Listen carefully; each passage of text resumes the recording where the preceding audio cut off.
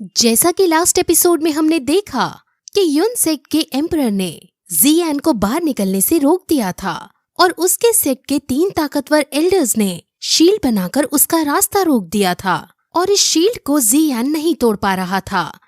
लेकिन तभी वहाँ आइस एम्परर आ जाता है और आइस एम्परर अब जियान की मदद करता है और उस शील्ड को तोड़ देता है। वो सब आइस एम्परर को देखकर डर जाते हैं और युन सेक्ट का एम्परर भी आइस एम्परर को समझाता है कि अगर तुम इस लड़के का साथ दोगे तो तुम्हारे साथ जो हमारे रिश्ते हैं वो सब खत्म हो जाएंगे। लेकिन इस धमकी से आइस एम्परर नहीं डरता, जिस वजह से अब वो एक और ताकतवर शील्ड क्रिएट करते हैं और अब उन पर अटैक करने जाते हैं। लेकिन आइस एम्परर उनके अटैक को आसानी से रोक देता है, जिसके बाद अब वो तीनों ताकतवर एल्डर्स खुद उस पर वार करते हैं और अब जियान समझ जाता है कि हम इनको नहीं हरा पाएंगे। इसलिए वो डिसाइड करता है कि आइस एम्परर इन तीनों को रोकेगा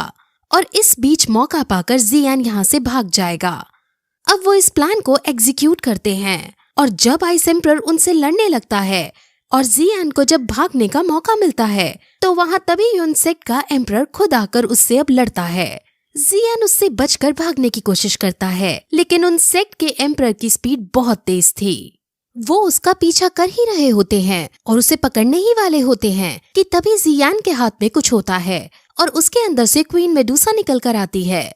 वो अभी स्नेक की फॉर्म में थी और अब जियान उसे एक लिक्विड पिलाता है जिससे वो खुश हो जाती है और जियान उसे लड़ने को भेजता है, जिस पर क्वीन मेडुसा खुशी खुशी आगे बढ़ती है और अपना एक बहुत बड़ा रूप धारण कर उससे लड़ने लगती है। अब ऑब्वियसली वो क्वीन मेडुसा है और उसकी शक्तियां अपरंपार हैं, जिस वजह से युन सेक्ट का एम्परर हल्का पड़ने लगता है और उनकी फाइट बहुत जबरदस्त होती है जो देखने लायक है। इस फाइट के लास्ट सीन में क्वीन मेडुसा युन सेक्ट के एम्परर की फुल बेइज्जती के साथ उसे जोर से धक्का मार के नीचे फेंक देती है और सब ये देखकर बहुत चौंक जाते हैं। अब वो गुस्से में तिल मिलाता हुआ खड़ा होता है और पहले तो आइस एम्परर को फिर से समझाने की कोशिश करता है, लेकिन जब इस बार भी आइस एम्परर नहीं मानता तो वो अब अपनी सोल पावर का यूज करता है और अब सीधे गुस्से में उसको पकड़ने जाता है। वो अपनी स्पीड इतनी तेज कर लेता है कि क्वीन मेडुसा भी उसको पकड़ नहीं पाती। वो जियान तक पहुंचने ही वाला होता है और अब जियान भी समझ जाता है कि वो ऐसे तो नहीं बच पाएगा, इसलिए अब वो अपनी पावर को इकट्ठा करता है और जितनी भी उसने कल्टीवेट करके पावर हासिल की थी वो अपनी तलवार में डालकर उस पर अटैक करता है और इस अटैक से युन सेक्ट का एम्परर जमीन में जाकर धंसता है और वो फिर से एक और बार घायल हो जाता है।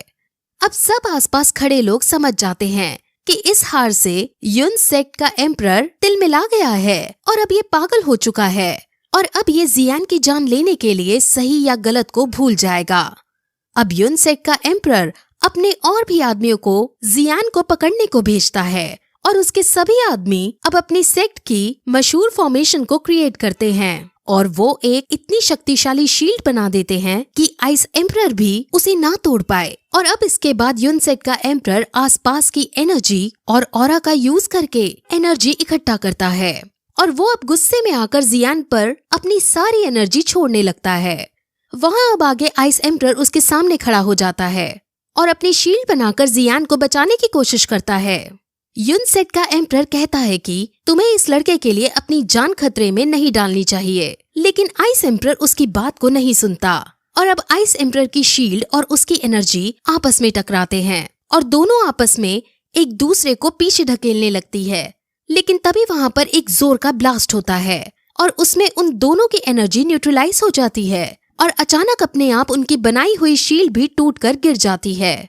यानी वहाँ कोई शक्तिशाली योद्धा आ जाता है और उसने ही ये शील्ड तोड़ी होती है और इस शक्तिशाली योद्धा को देखकर सब बहुत शौक होते हैं। और ये शक्तिशाली योद्धा कौन है ये हमें आगे आने वाले एपिसोड में पता चलेगा, क्योंकि ये एपिसोड यही खत्म हो जाता है।